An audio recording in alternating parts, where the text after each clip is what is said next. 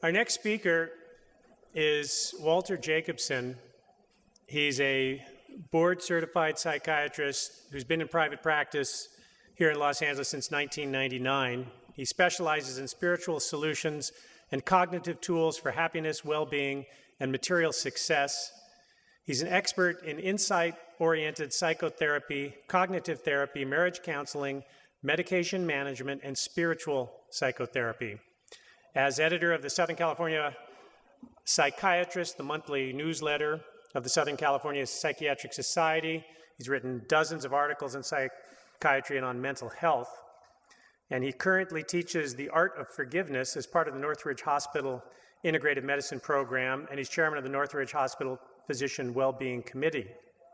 I also encourage you to check out his blog. It's on your program there. There's a link to it. He writes a weekly blog called Hearts and Minds, and which is something I follow. And in fact, Dr. Jacobson is the only person I follow on Twitter. I don't do much Twitter, but I do Dr. Jacobson because he actually has interesting things to say. So that's also linked on your program. It's twitter.com, Walter Doc is the address for that. And Dr. Jacobson is a warm, wise-headed person. I think you're really going to enjoy him. We're very grateful to have him here today. Please welcome Walter Jacobson.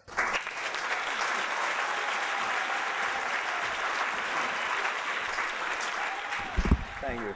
Can everybody hear me okay? That's a yes? Okay. All right, so when I was asked to talk, Jeff and I were talking about what would be a good thing to talk about, and the idea was, okay, people are oftentimes changing, making lifestyle changes, deciding to go on a diet to lose weight, or deciding to become a vegetarian or a vegan, to make better choices. And what happens when we change, when we try to do something different with our lives, it oftentimes makes the people around us uncomfortable. Because they're not making changes. So a typical scenario is overweight people. If there's like 3, 4, 5 people who are part of a little group at work or a group of friends, and one person decides to go on a diet and lose weight, as that person loses weight, they become more threatening to their friends and other people around them. And it makes other people uncomfortable. And the reason why they're uncomfortable is because basically it holds up a mirror to them. They see what they're not doing. They see the choices that they're not making. They're afraid to make better choices, or they feel they're not capable of making better choices, or they don't want to make these better choices.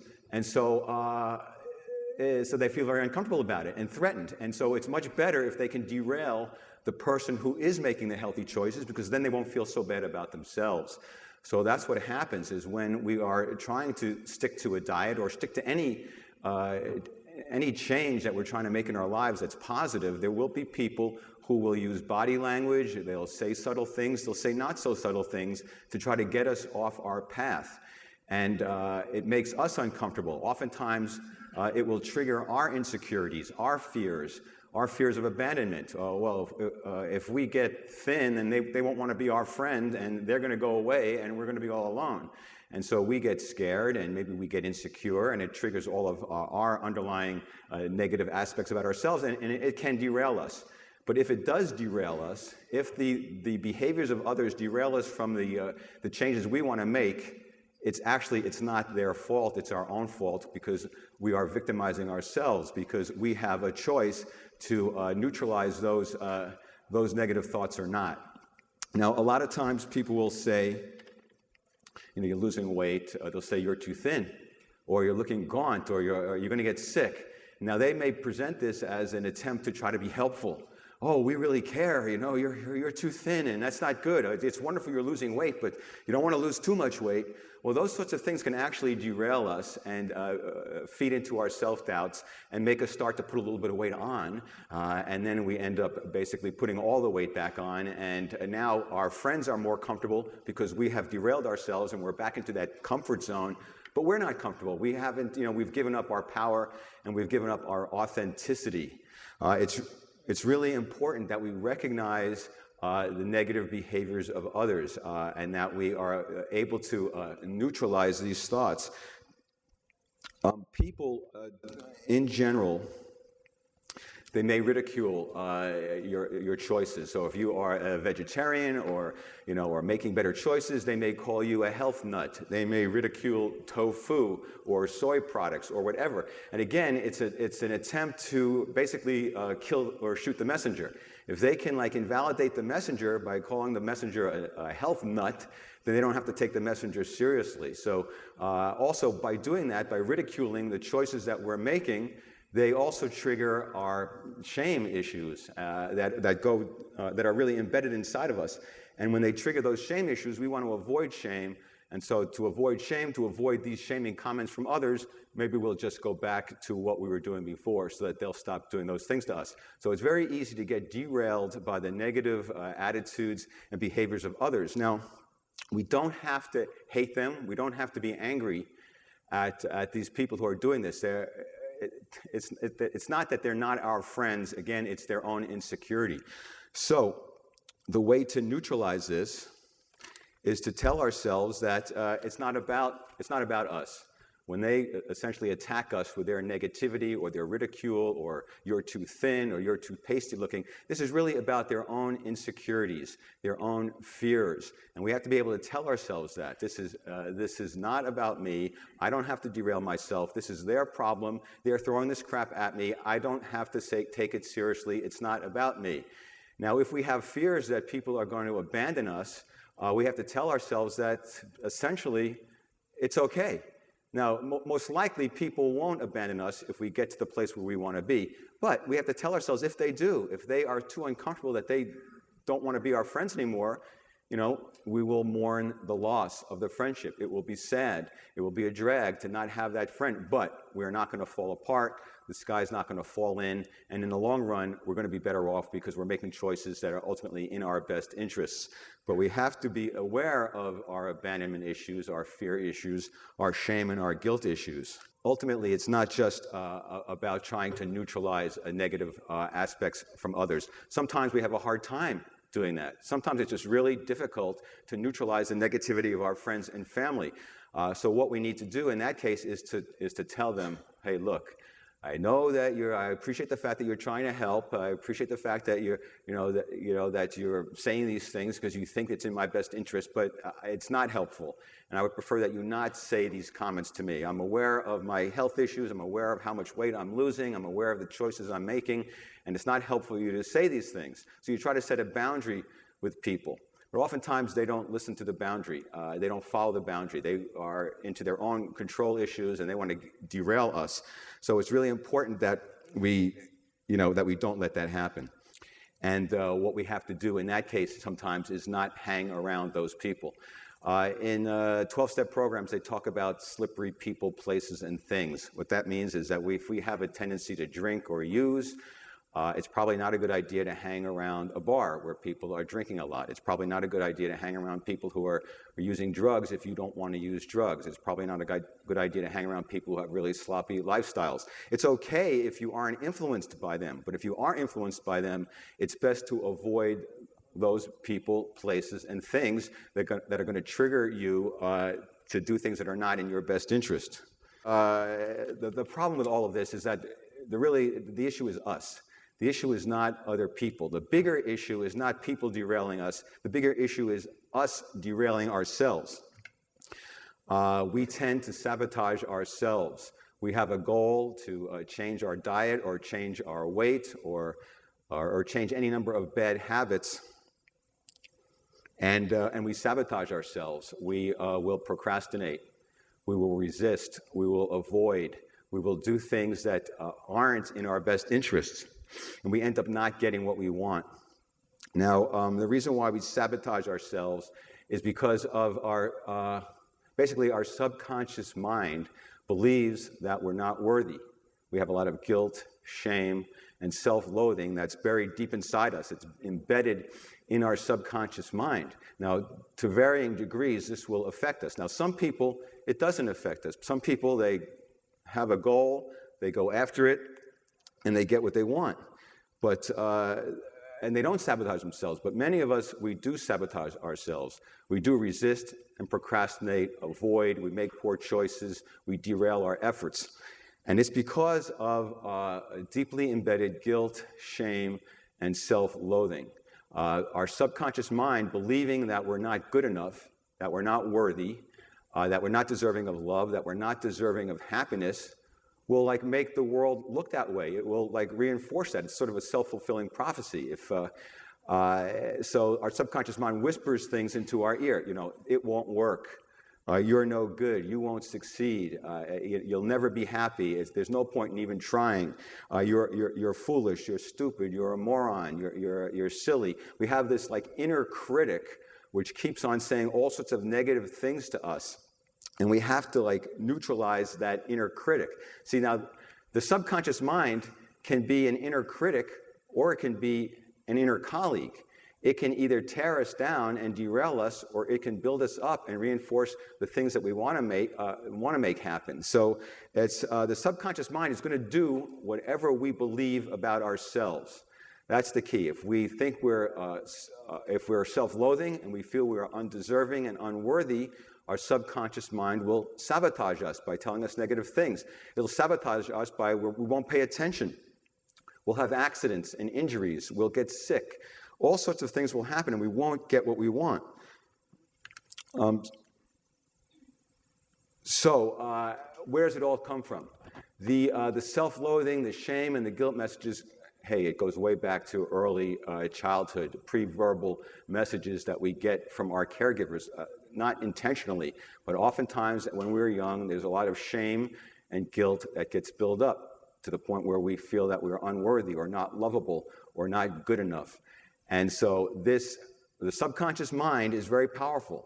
And if it believes that that's what we think about ourselves, like I said, it will then translate that. It'll attract to us circumstances that will reinforce our sense of littleness, of incapacity. It will reinforce our failures.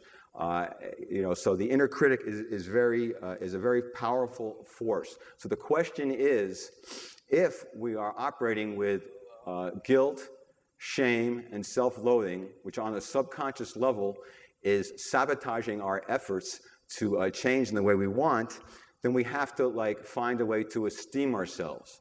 We have to find a way to basically end the guilt, end the shame, end the self-loathing by esteeming ourselves, by liking ourselves, by loving ourselves, by sending our subconscious mind the message that we are good enough, we are worthy, we are deserving of happiness, we are deserving of prosperity and joy and success.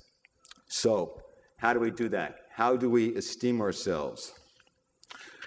What we do is, first of all, we try to tell ourselves that to let go of the past. Obviously, the guilt and shame from past transgressions or errors that we made, we need to let go of it. We need to tell ourselves it's water under the bridge.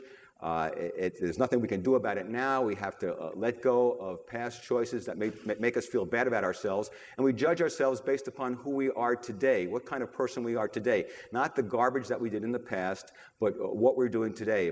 If we're behaving properly and ethically and morally, and we're trying to cooperate and help people, there's no reason to be feeling bad about ourselves because of something we did when we were 20 years ago or even a day and a half ago. We judge ourselves based upon who we are now.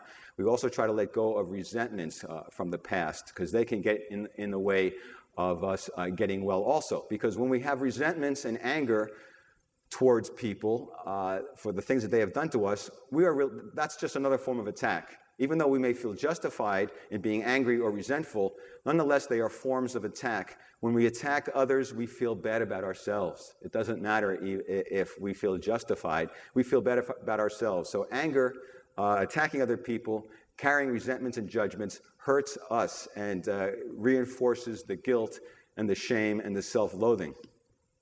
So the way to esteem ourselves, the way to get rid of the guilt, shame, and self-loathing is to do things that are self-esteeming.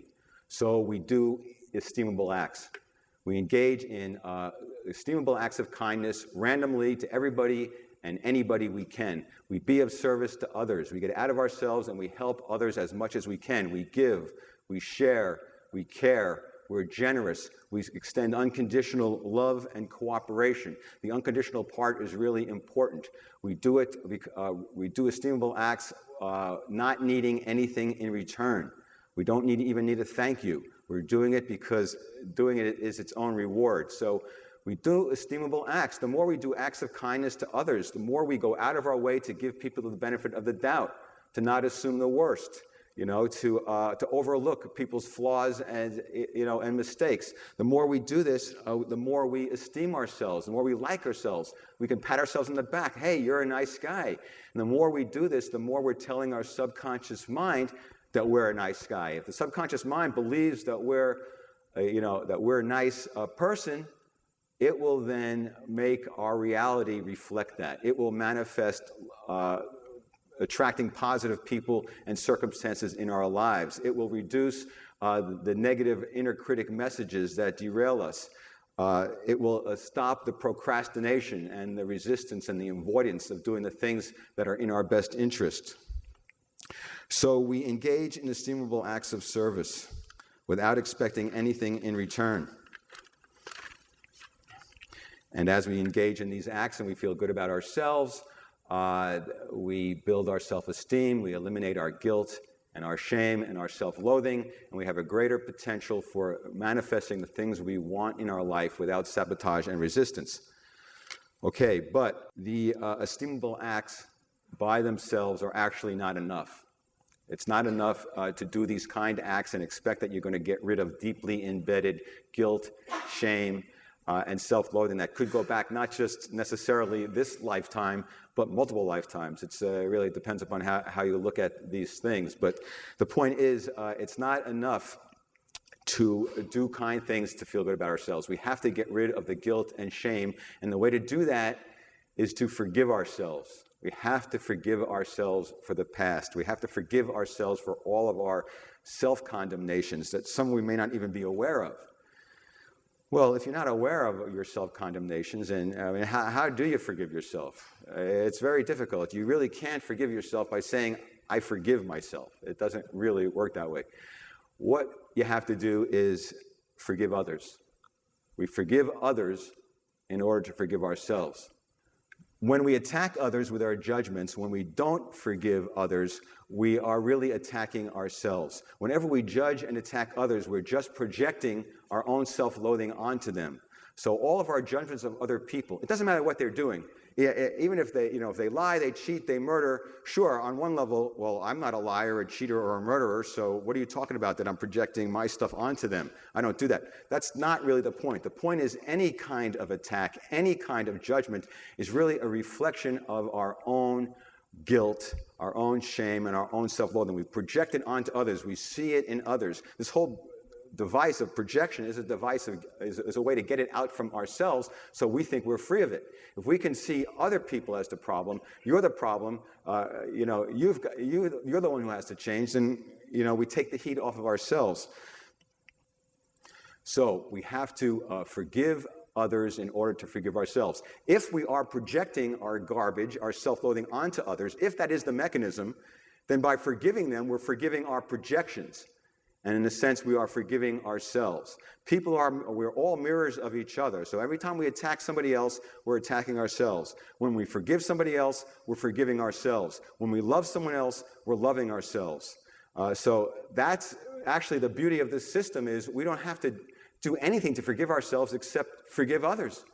Be kind and generous and accepting of others and let go of resentments and forgive others for our own peace of mind. We forgive others.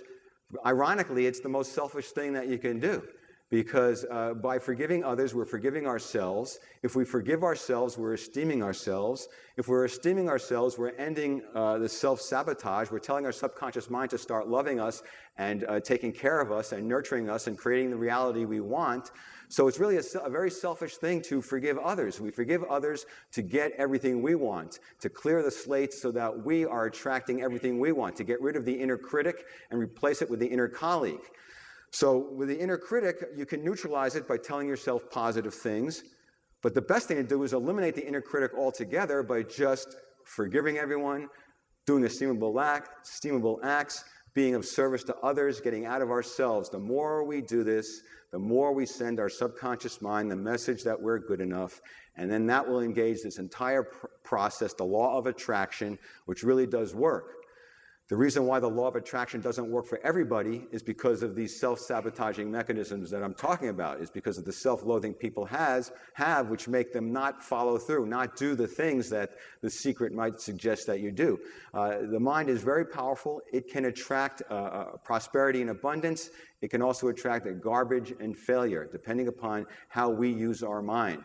And so if we use our mind to overlook negativity, if we use our mind to forgive others, to accept others, to let go of our resentments, our judgments, and our attack thoughts, we will like ourselves and get what we want.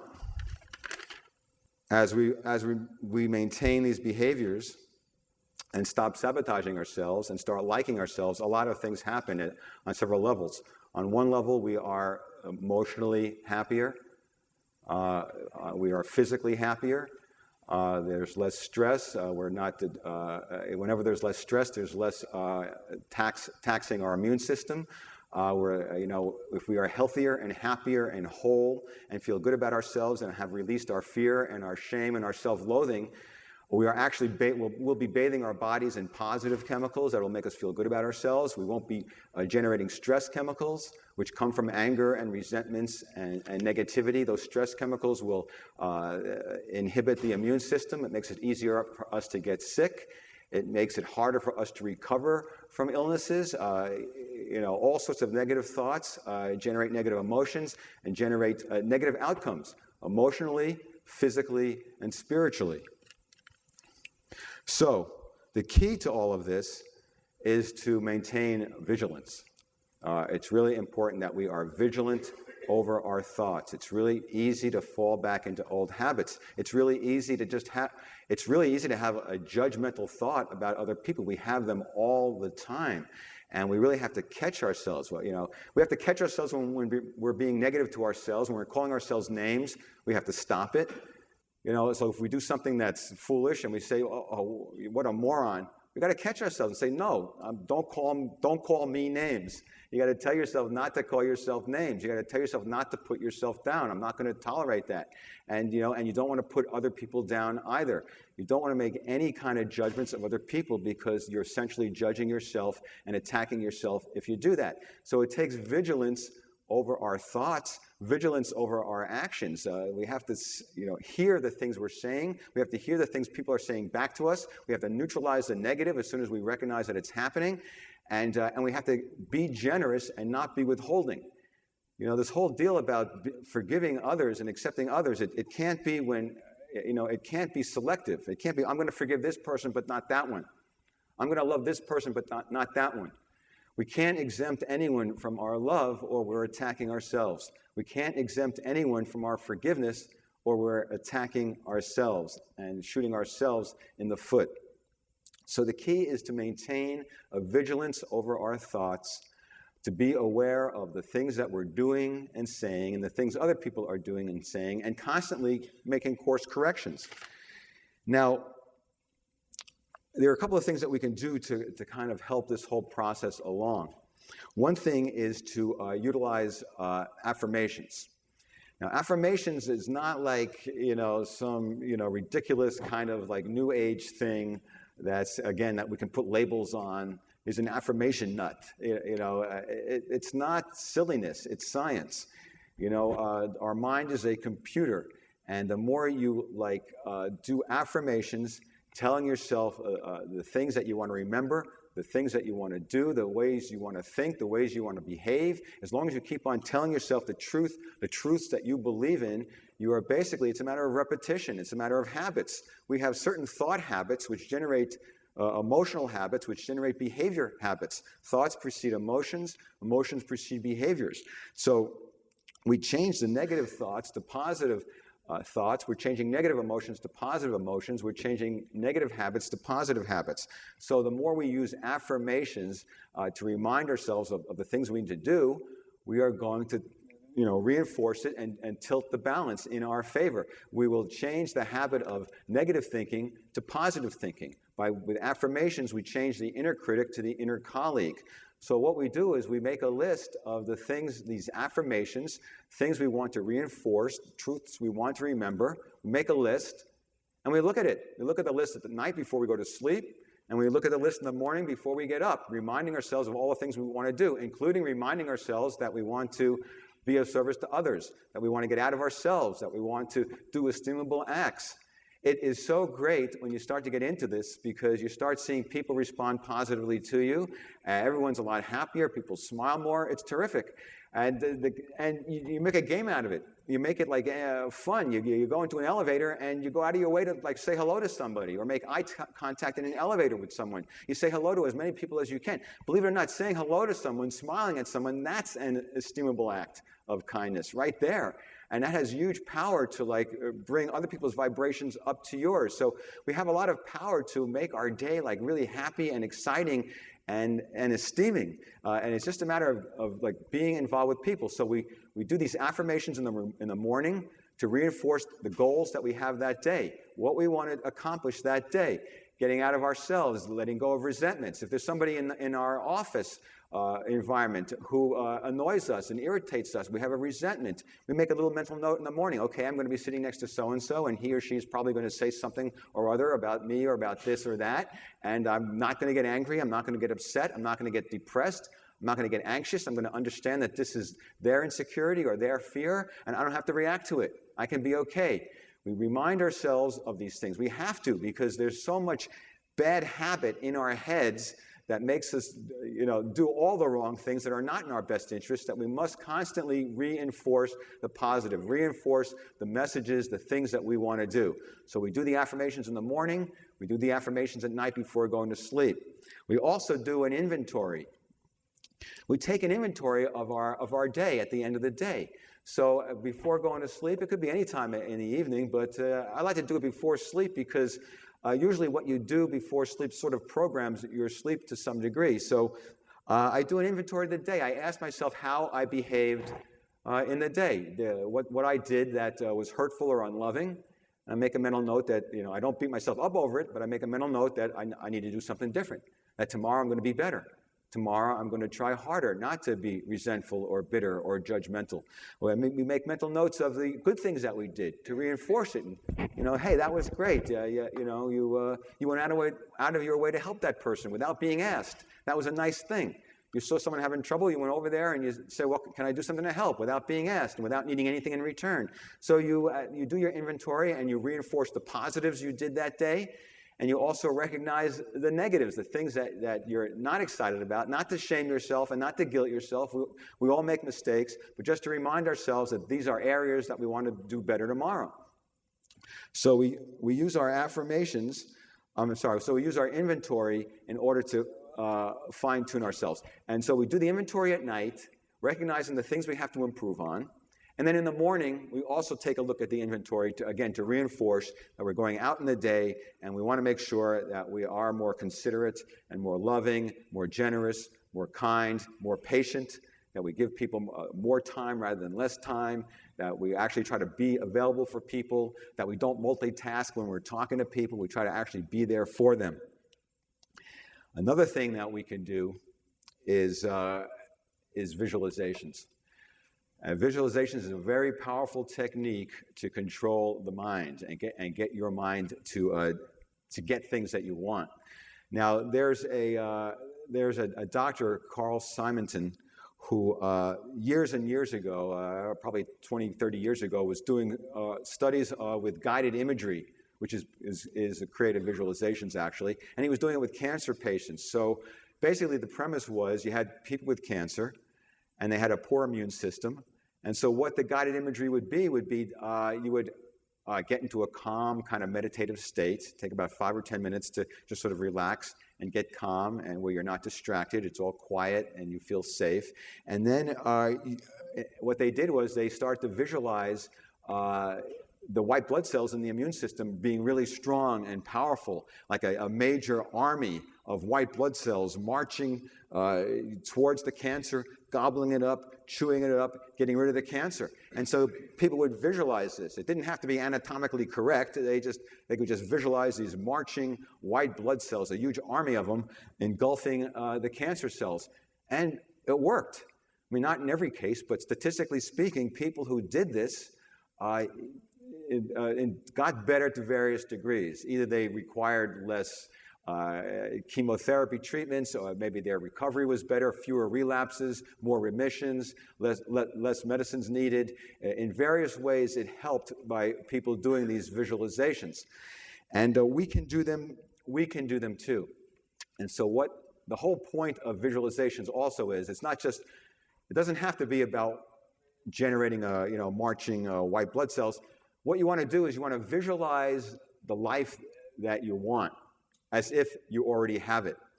So at night before going to sleep, you visualize whatever it is that you want. If you want to be thinner, you visualize yourself at your perfect weight, as if it's happening now, and you feel how good that feels. You kind of generate the emotions of how great that feels to have accomplished your task. Wow, this is really cool. I see myself thin, and I'm happier. Or I see my job. I've changed jobs, and that's working out really great. Or I started working on that book I wanted to write, and that's really exciting. So you visualize whatever it is that you want as if you already have it, and you do it for about 5 or 10 minutes. And this again tells the subconscious mind that this is real. The subconscious mind doesn't know what's real unless you tell it. So if the subconscious mind thinks you're a loser, it's going to create a world of loss. The subconscious mind thinks you're a winner, it's going to help cooperate to create that world too. So we do these, it doesn't take long to just do some visualizations of the life you want and the perfect self that you want, and you do that. Now, something else you can do at night before going to sleep is program your dreams. You can actually tell yourself that you want to solve a problem in your dream, or you want to get advice from your dream, or you want in your dream to work through certain issues that are holding you back. You want to use your dream to help you, your dreams to help you resolve your inner conflicts. That's what dreams do in general. Oftentimes we have dreams because they're symbolic representations of conflicts that we have. So if we actually tell ourselves that we want to resolve our problems, we want to use our dreams to eliminate our resistance and our sabotage, it all helps. It all works. It's all various ways to get the mind to do your bidding so that we are the masters of our mind and not victims of our mind. We really do have choices to either be victimized by our thoughts or to direct our thoughts.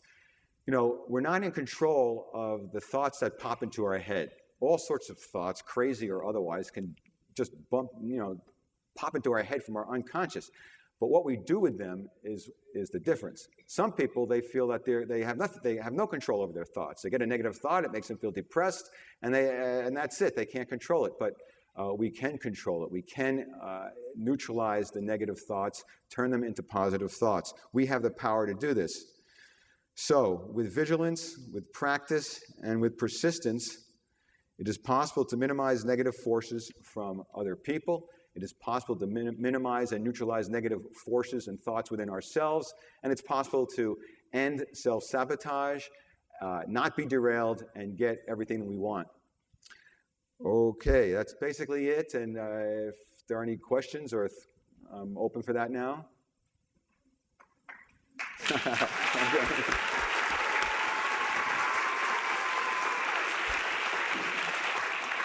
I'm amazed at how much you were able to pack in there. We have affirmations, visualizations, vigilance, controlling our dreams, directing our subconscious. Did I miss anything? Affirmations, forgiveness, practicing acts of kindness, taking inventory. I have a question. Well, that's good. How do you program your dream? In my life, I I would like to dream to fly, and I dreamt it maybe twice in my whole life, things like that. So how do you program your dreams? How do you do that? I'm sorry, I didn't exactly hear that. How do we Program dreaming, your dreams. You said you can program what you're going to dream at night. How do you do that? Okay, well, it depends on what your goal is. So let's say did you say that you had a certain goal that you wanted? She wants to fly in her dreams. To what? She wants to fly in her dreams. You mean like in your dream you want to fly? Well, that's pretty easy, really. Just tell yourself before you go to sleep, I want to fly. And just keep doing that every day or every night, and I believe eventually, probably, that message will get there, and you will be flying in your dream. But this brings to light this idea of lucid dreaming. And I don't know if you've heard about this, but the whole idea of lucid dreaming is basically we wake up in our dream, and we realize that we're dreaming. And if you do that, if you're able to wake up in your dream and realize that you're dreaming, you can then, any thought that you have, you can then use to make anything happen in your dream. So if you actually get to the point where you are doing lucid dreaming and you wake up in your dream, you can then tell yourself, okay, I want to fly now, and you will literally do it.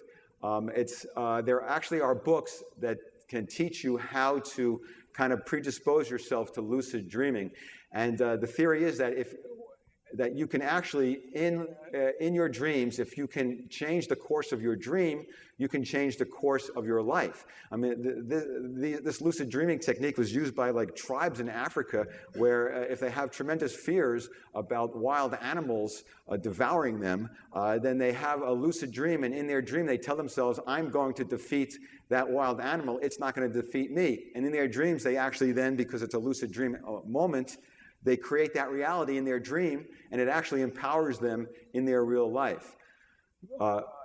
I used to use programming of dreams when I was writing. If I was writing creative stories or screenplays, I used to do this years ago, and I would have writer's block. I would hit a snag in a storyline or something. Before going to sleep, I would say to myself, okay, I need an answer to this plot point. I need some kind of solution to resolve this because I'm stuck. And I would wake up in the morning and boom, out of nowhere, some insightful thought would just pop into my head that would be the answer to the problem. So the more you define what your problem is or what your question is, and you pose it, hey, I want to solve this problem, I want an answer, the more likely that you'll get it. What about if somebody grinds their teeth at night? Would it be a good idea to say, I'm going to try to resolve this through my dreams, come up with a solution, or are there other solutions to grinding your teeth when you sleep? Well, Mouth guard. Well, right, yeah, definitely a mouth guard is one technique, but that would be a reasonable thing to try to program yourself at night to tell yourself that that I don't want to do this. It's not necessary for me to do this. I'm getting nothing out of it. It doesn't help me in any way. It doesn't make me feel safer or more secure. It's just a really bad habit, and I don't want it.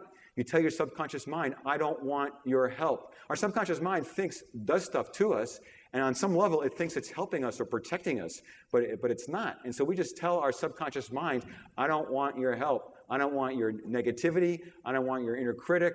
I don't want this teeth grinding stuff. I don't need it. It's not necessary. I like myself. I love myself. I'm worthy of happiness. I'm worthy of not doing this. And I don't have to have it. So you really, with strong conviction and emotion, you tell your subconscious mind, leave me alone.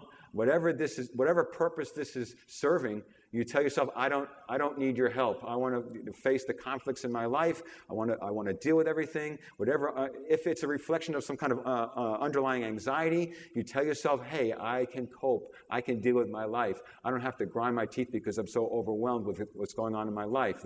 This too shall pass.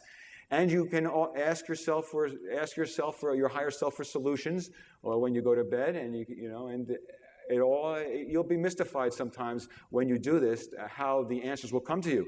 And sometimes the answers won't come necessarily in the dream, from the dream, or when you wake up. You may not get an insightful thought, but you may have somebody that you bump into during the day, who happens to have the same problem and just happen to see a doctor, who has a particular technique that works. I mean, the universe and your subconscious mind will cooperate to deliver you certain answers. And so that's why if you're vigilant and aware and perceptive, you will see answers coming to you, not just from your own mind, but from the minds and the behaviors of others. And that's sort of how this synchronistic, law of attraction really works. All minds are joined on some level. We are all connected. And when you put out a need on some level, it's understood at some deep unconscious level. And somehow or other, I don't know how the universe makes it happen, but it will attract people and circumstances that will be synergistic to what our goals are. Now, if our goals are sabotaging, then it'll synergistically sabotage us and will attract toxic people to us that will derail us. Or if we're positive and encourage and reinforce the positive, it will attract answers and solutions, cooperation, and prosperity. I really appreciate your bringing out the psychological and spiritual aspect of a personal transformation, which is also about a transformation of the world. So I'm thinking of, I just recently spent a week with Thich Nhat Hanh and joined a Buddhist Sangha as a result of that. And I'm thinking a Sangha is in a way a support group for personal transformation and for practicing a lot of the kinds of things that you're talking about. So I'm wondering about what you see as, how do people maintain the support? Do you imagine support groups for people going through this process? Okay, thank you. Yeah, absolutely. You definitely want to hang around like-minded individuals. So if you hang, there's some old line in a first Rocky movie. If you hang around with coconuts, you become a coconut. If you hang around with people who are also interested in forgiveness and acceptance and love and cooperation and generosity, then you're role modeling for each other, you're reinforcing each other, you're supporting each other, and it just strengthens it and makes it all part of your lifestyle. You integrate all these issues better. If you hang around with people who are not supportive and not of the same mind, it can derail you. So hang around with people who are like-minded. Support groups are, yes, absolutely. If you're going to, meditation groups or yoga groups or any type of religious or spiritual group that encourages unity, and rather than separateness, that encourages cooperation and compassion rather than, what's in it for me. But yeah, you want to use every tool possible because our subconscious mind is insidious. And devious, and it will hurt us, and it's not our friend. We can make it our friend, by making this transformation we're talking about from the inner critic to the inner colleague, but for the most part, it's not our friend, and we need to stop it by affirming and by hanging around with other people, places, circumstances, disciplines that will also reinforce these ideas. Well, first, I'd like to thank you for a fascinating lecture, and I intend to work on putting your ideas into practice. I did have one question on your concept of forgiveness and giving up our resentments. I agree that that's extremely important, and it's something we should work on trying to do very often. But also, we are moral agents, and are there not situations that do call for righteous anger? Okay. Forgiveness does not mean that we condone the bad behavior of others. It doesn't mean that we relinquish the need for consequences. People do things that are wrong, then they need to take responsibility for it. There need to be consequences. We don't condone bad behavior. We can forgive without condoning bad behavior. We can forgive at the same time that we, feel that the punishment is necessary. The idea of righteous anger is ultimately a mistake. It certainly if we experience the anger because somebody has done something that's really wrong, we recognize that, but we let go of the anger as soon as possible. Anger in general really, really hurts us. Hang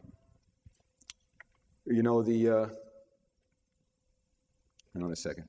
The anger is basically a terrible emotion. It's a signal device. So basically, anger is like a device where somebody attacks you or assaults you or threatens you, and the anger is an emotion designed to tell you to do something. I'm in danger. I better do something. Fight or flight. So the anger is important in signaling that something has happened and that's threatening, and for survival purposes, you better do something about it. But once you make the decision to do something about it, then the anger no longer has any value. And if you hang on to it, whether you think it's righteous or not, you're just wasting your time. And more than that, you're hurting yourself. Because anger is a terrible emotion. I mean, just look at the type A personality types. These people it's not simply that they're workaholics. They have a huge amount of aggression and anger, and they have more heart attacks and more premature deaths. Anger hurts us. Anger, raises your blood pressure, your heart rate. You have more strokes. You have more heart attacks. It suppresses the immune system. You get sicker. It's harder to recover from illness. So anger is really bad news. Once it's served its signal device purpose, you want to let go of it. Now you can still feel that that this person needs to be punished. This person needs to acknowledge and recognize the consequences of bad behavior. But we want to get away from judging people in general, no matter what they've done. And we want to get off of our spot as quickly as possible.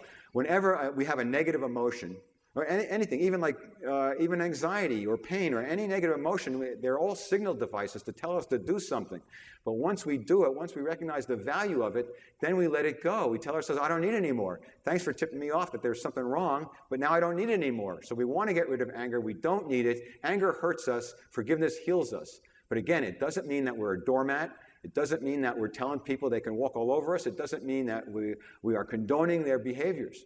It's just in our best interests to let go of anger and judgment and attack thoughts. Because like I said, when you do that, you're actually freeing yourself of your own self-contempt and guilt and shame.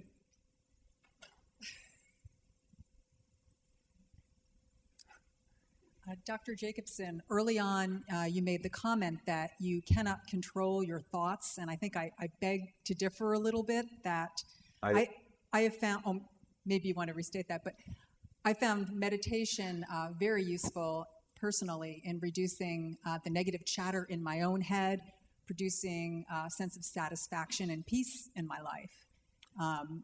So I think you can actually control the thoughts and the direction that your mind takes. Well, I completely agree, and I guess either I misspoke or something, but because no, I agree.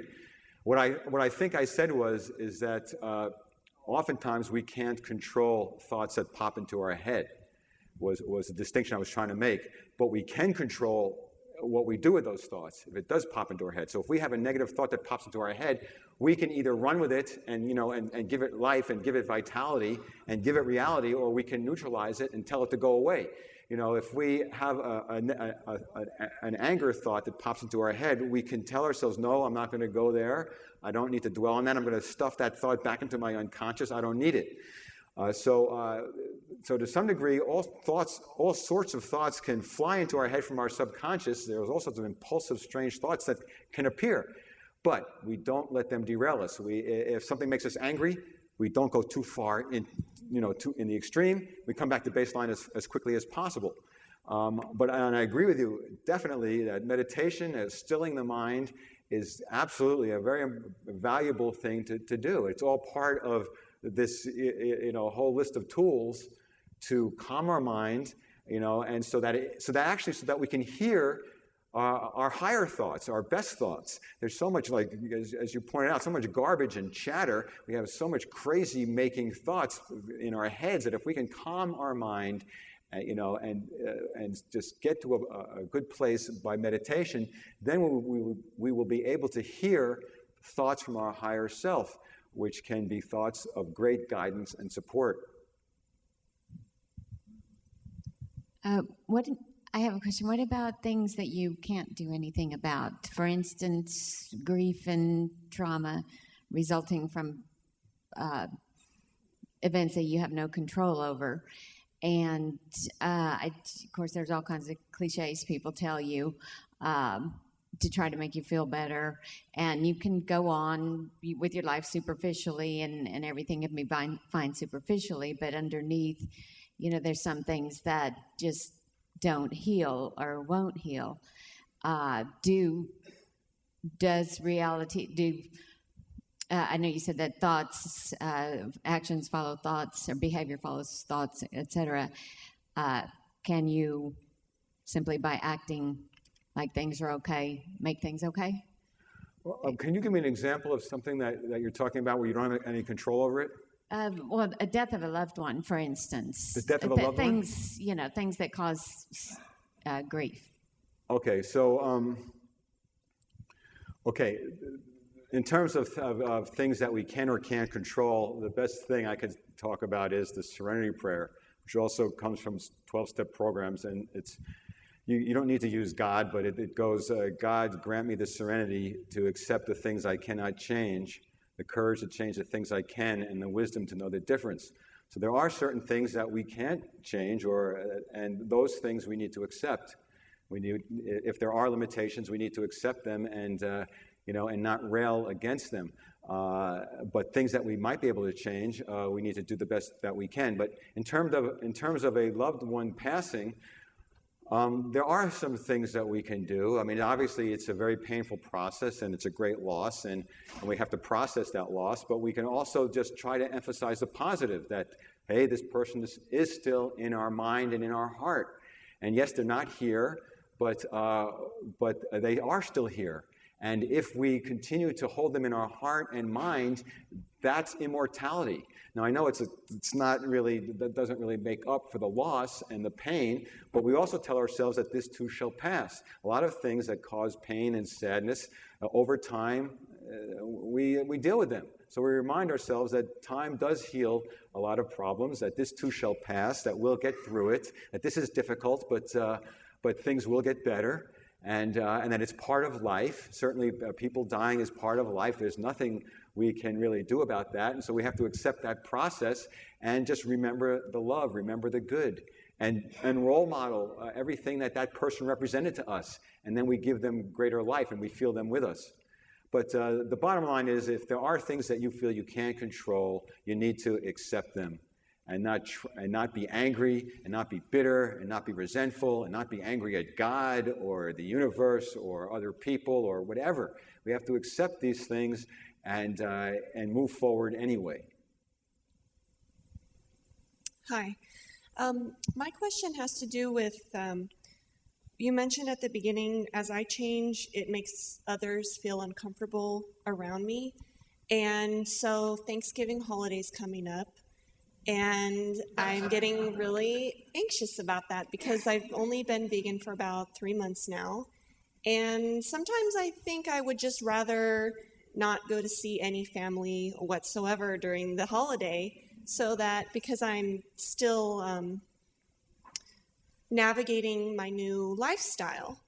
And can you maybe provide some commentary about this conflict between trying to avoid the uncomfort versus being faced with it?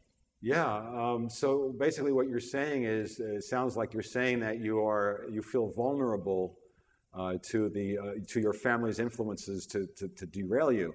That you're on a path, but you're new to that path, and so that you fear that you might be easily influenced to get derailed by the judgments and attitudes of your family. So there are two ways to do that. One is, yes, you're right. You can just avoid your family, and then you'll avoid those issues. But that's not always all that possible to do, or not necessarily that wise a thing to do either, because it isn't about like having to avoid things. You want to be in the world and be in your life and be with your family, and you just have to learn how to not let their toxic choices, leak all over you.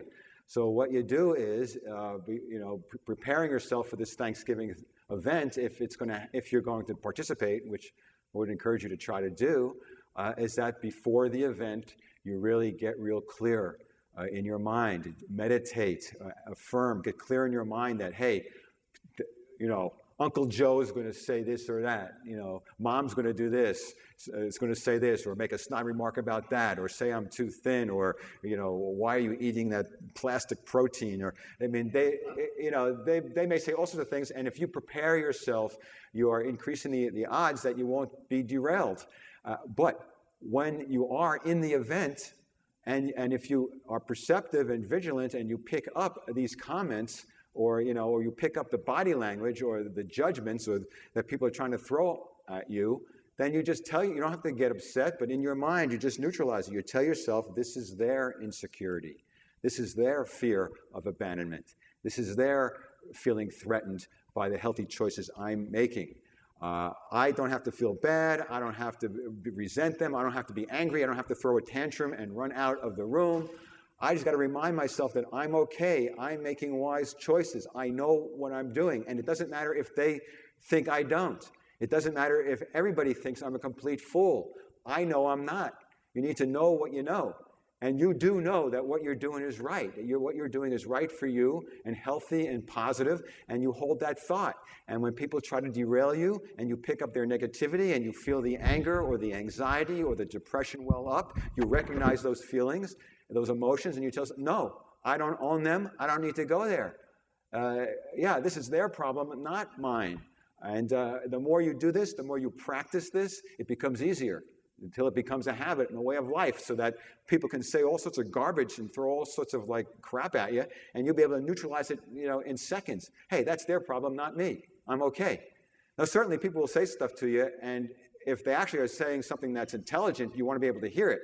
So you don't want to just, neutralize everybody. You want to actually, you want to actually evaluate the things people say, because you may get constructive criticism from somebody, and you want to use it. But most criticism from people isn't constructive. It may look like it, but it's not. And so the more aware you are going into the event helps. The more aware you are in the event helps to neutralize the negativity when it appears.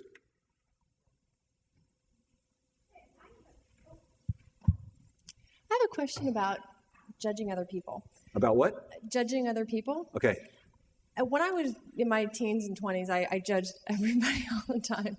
I mean, just people on the street that I didn't even know, and it was kind of crazy. And I saw myself doing this, and over the years, it just kind of slowly went away.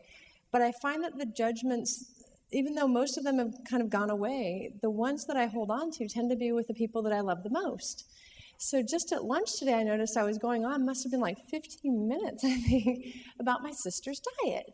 And afterward, I was sitting there thinking, why am I judging that so much? And why is it that I judge the people I love the most and have the hardest time getting over that? I'm sorry, what was your example that you're judging your sister? My sister's diet over lunch. What's her diet? Oh, horrible. All cheese, all meat. She's overweight, pre-diabetic. And I just can't live with that. I just gotta, Okay, so now, does her diet threaten you?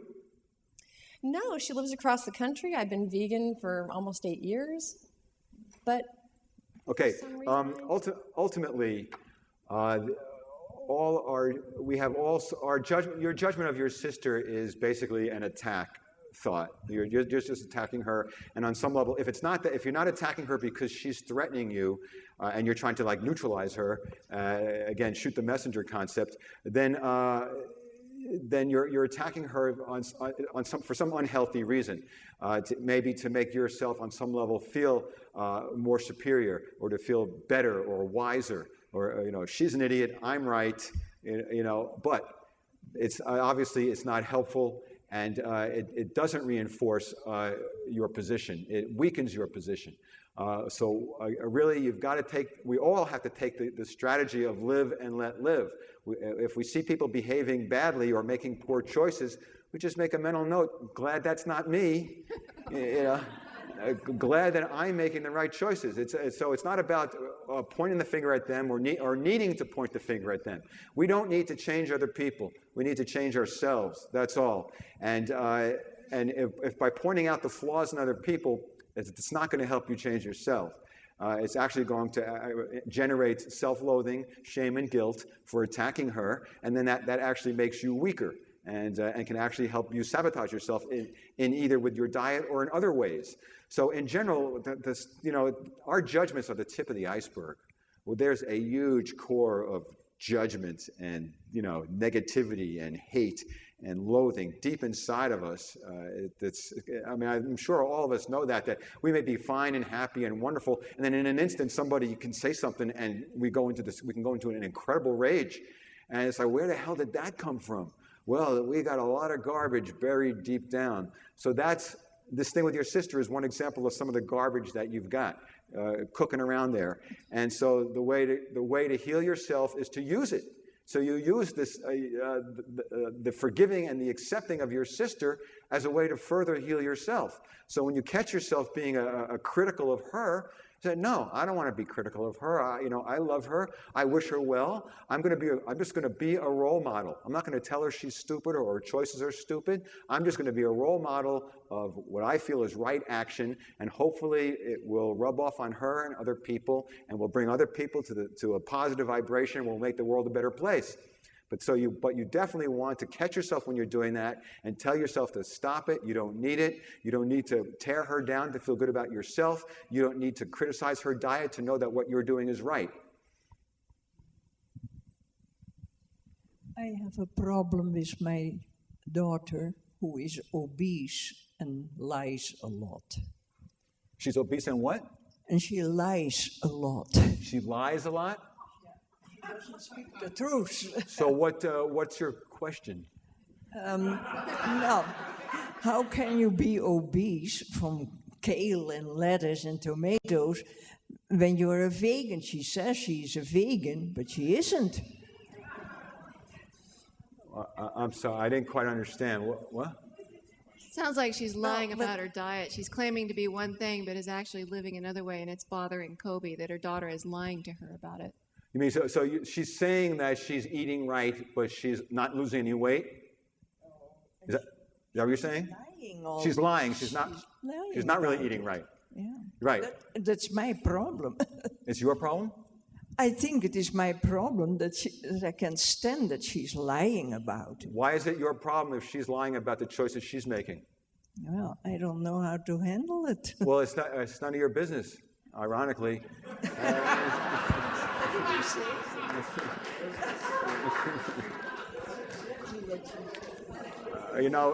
If you want to help your daughter, you can say to her gently, "I love you. I think you're kidding yourself, and I think you're kidding me. You can do whatever you want. I love you no matter what choices you make. I think you should make better choices. Whatever you're eating, obviously it's not really working, so I would probably want you to do something." But you make gentle suggestions if they're willing, if they want it. But if people don't want suggestions, they don't want your help, you don't offer it. You can offer it, but if they say, "I don't want it," or if they present with resistance to suggestions you're trying to make to help them, you let it go. It's none of your business. If they want your help, they want your advice or guidance, they'll either ask for it, or you say, "Hey, do you want to hear a suggestion I have?" If they say, "No, thank you, I'm doing fine," then that's something you need to accept. But this is your control issue. If she's lying and making all these bad choices and that makes you feel bad, or you feel that you've got a problem, or you feel you need to do something, you feel you need to change her, this is your control issue. And you want to let go of control issues. You want to let people make their own choices. You make your choices. On that note, I want to thank you, Dr. Jacobson, for a very, very fascinating lecture. And then we have a lot to think about here as we have our dinner. And thank you very much.